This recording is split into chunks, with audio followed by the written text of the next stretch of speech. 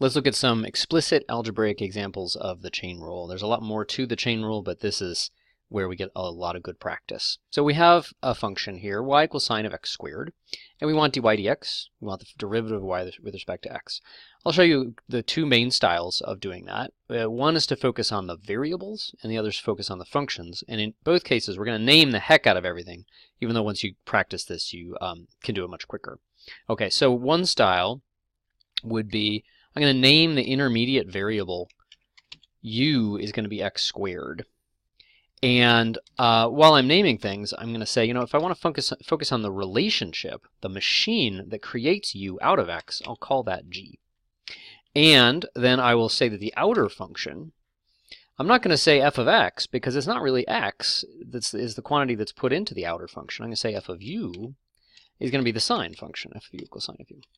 Okay, so then we can say we want dy dx, or we can say we want the derivative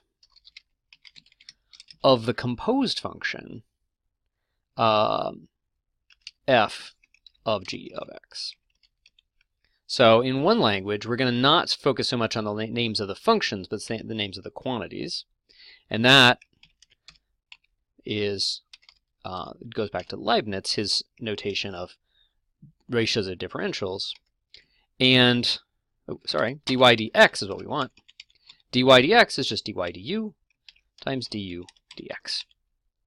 Nice memory device, as if it's just canceling fractions. Okay, so dy du, so y is a function of u, that's just this. That's just the sine function. Y is sine of x squared, but we've now abbreviated that and temporarily hidden some of the complexity, which a substitution always does, and said, oh, that's just sine of u. Well, dy du there is just cosine of u. Great. Okay. And then times du dx. Oh, well, then we just have to look at this. U equals x squared. And the derivative of that is 2x. Now, there's one unfortunate thing there, is that we introduced the notation u. The person who asked us this doesn't know what u means, so we just have to substitute that back. And I will also put simple before complicated.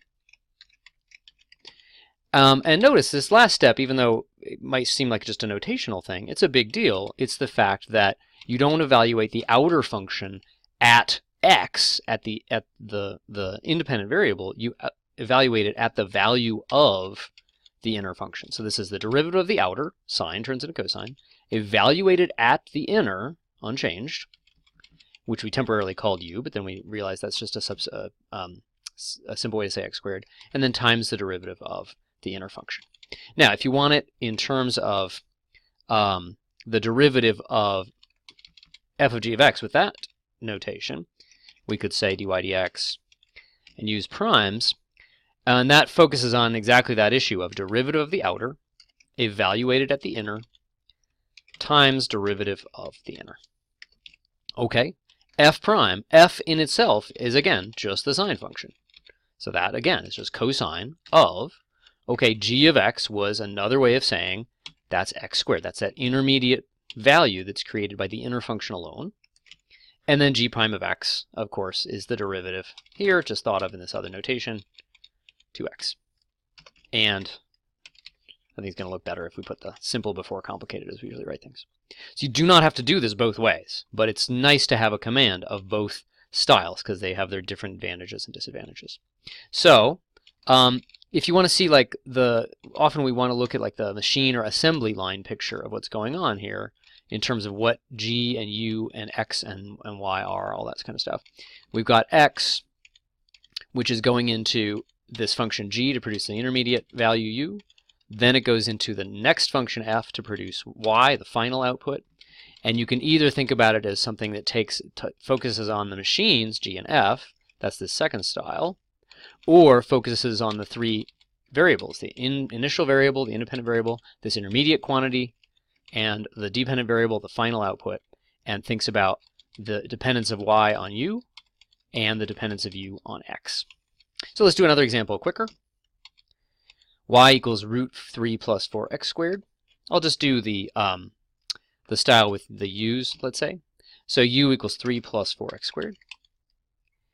And so dy dx is going to be dy du, du dx. Okay, and let's see, so part of the point of that is once we have u, we realize that in that notation, y is just the outer function applied to u. And so what's that derivative? Okay, the derivative of the square root function is 1 over 2 root u. It's one of our standard power function derivatives, special case of that. And du dx, okay, that's the derivative of this with respect to x. That's just 8x.